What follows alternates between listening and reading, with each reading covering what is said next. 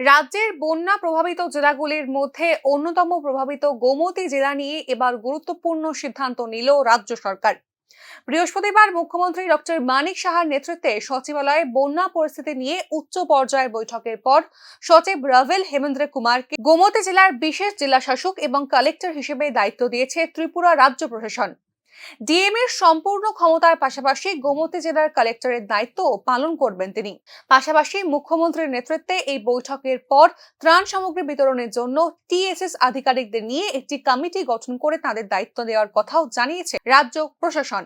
শিক্ষা দপ্তরের অধিকর্তা এনসি শর্মা এবং পঞ্চায়েতের অধিকর্তা প্রসূন দেকে খাদ্য দপ্তরের ত্রাণ সামগ্রী বিতরণে সহায়তা করার জন্য দেওয়া হয়েছে নির্দেশ।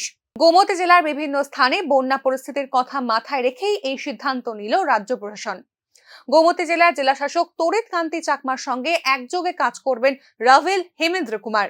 গত 4 দিনের ক্রমাগত বৃষ্টিতে ব্যাপকভাবে ক্ষতিগ্রস্ত হয়েছে গোটা গোমতী জেলা। জেলায় একজনের মৃত্যু এবং 8,000-এর ওপর মানুষ ত্রাণ শিবিরে আশ্রয় নিয়েছেন বলে জানানো হয়েছে সরকারিভাবে। Bureau report, news now.